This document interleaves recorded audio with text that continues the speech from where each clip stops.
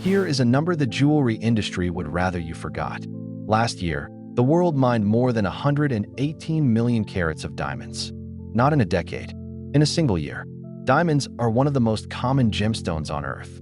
So why do we treat them as priceless? This is the story of the most successful illusion in business history and how it's finally falling apart. The illusion has an author. In 1870, miners hit enormous diamond deposits at Kimberley in South Africa. Suddenly, diamonds were coming out of the ground by the ton. Prices should have collapsed. Instead, in 1888, one company was built to stop that from happening: De Beers. Its entire purpose was to control supply and keep a common stone rare. And it worked. For most of the next century, De Beers controlled around 80% of the world's diamonds. At its peak, close to 90. When one company owns the supply, it doesn't discover the price. It sets it.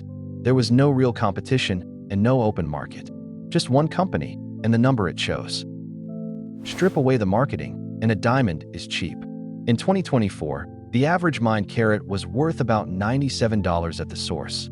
Every diamond pulled from the earth that year added up to just $11.5 billion. Pocket change for a global luxury. The value was never in the rock. It's in the story wrapped around it. So how do you make a common thing scarce? You hoard it. De Beers bought up diamonds in the good times.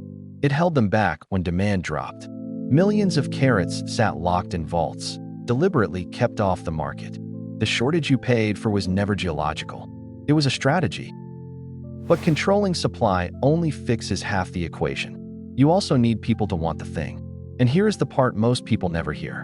In 1939, only about 10% of American brides got a diamond engagement ring. The diamond ring wasn't an ancient tradition. It barely existed. So De Beers went looking for a story. In 1947, a copywriter named Francis Gerety stayed late and scribbled 4 words that would reshape love itself. A diamond is forever. It has appeared in every De Beers campaign since. This was not an accident. It was a machine. De Beers hired the ad agency N.W. Back in 1938. The slogan arrived in 47 and launched in 48. Decades later came the rule that you should spend 2 months' salary on the ring. None of it was tradition. All of it was advertising. And the campaign worked beyond anyone's dreams. Diamond engagement rings went from about 1 in 10 brides to roughly 4 in 5 by the end of the century. In 2 generations, an advertising slogan became something people called a tradition. Follow the money. In 1939, De Beers sold about $23 million of diamonds in the United States.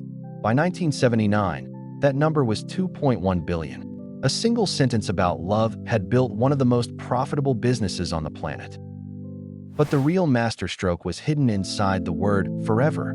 If a diamond is forever, you never sell it. And if no one sells, there is almost no secondhand market to compete with new stones. Every ring sold becomes demand that never comes back.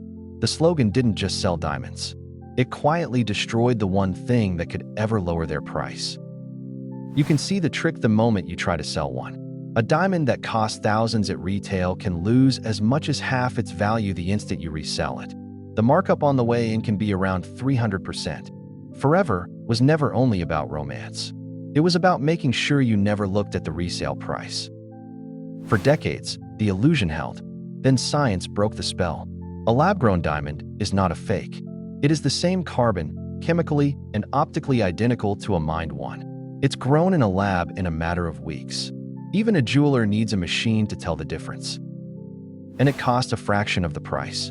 On average, a lab-grown diamond now sells for around 70% less than a natural one. Same sparkle, same hardness, the same stone by every measurable standard. For a lot of buyers, that was the end of the argument. Now watch what happens to prices. Over 3 years, the price of a natural 1-carat diamond fell about 26%. Its lab-grown twin fell 74%. One market is sliding. The other is falling off a cliff and dragging the whole idea of diamond value down with it. Shoppers noticed fast. By 2024, lab-grown stones already sat in 45% of American engagement rings. A product that barely existed a decade earlier was suddenly in nearly half of all proposals. The reason was simple. Same look, same certificate, a fraction of the price. And then it crossed the line. In 2025, for the first time, more than half of U.S. engagement rings were lab-grown. The mined diamond, the entire reason the industry exists, became the minority choice. In a single year, the majority flipped. And this was not a slow drift. The share of couples choosing a lab-grown center stone has jumped 239% since 2020. In 5 years, a niche curiosity became the default. That is not a passing trend. That is a market changing its mind. The company that built the illusion is watching its grip dissolve. De Beers once controlled close to 90% of the world's diamonds. Today, it's under 30. The monopoly that set the price of love for a century no longer sets much of anything. Three forces cracked it. Russia's mines, through Alrosa, broke free and flooded the market. Australia's Argyle mines sold outside the cartel. And then lab-grown diamonds arrived. An endless new supply at a fraction of the cost. Control the supply, and you control the price. Lose the supply, and the whole illusion is exposed. And De Beers is now doing the opposite of stockpiling. It's pulling back. For 2025, it cut its production target to around 20 to 23 million carats, down from over 30.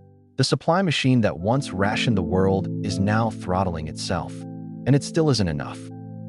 The numbers tell the rest. In the first half of 2025, De Beers' revenue fell 13%. Its average price per carat dropped. Production was cut by nearly a quarter.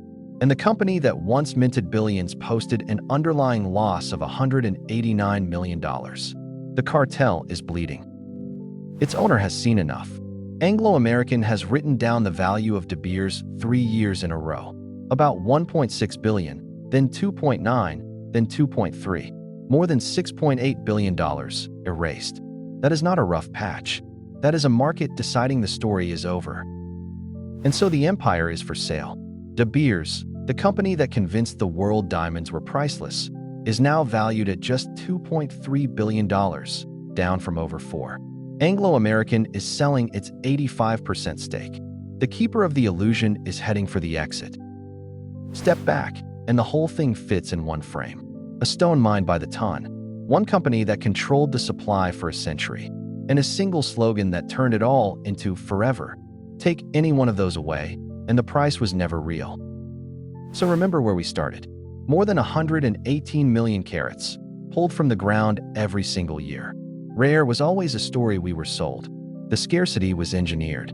The tradition was written by an ad agency. And now, finally, both are breaking at once. Diamonds were never rare. The shortage was manufactured. The tradition was advertised into being. And today, science and the market are quietly undoing both. Forever, it turns out, wasn't. This was a story about prices and persuasion, not advice on what to buy. If it changed how you see the things we call priceless, subscribe. A new data story every day.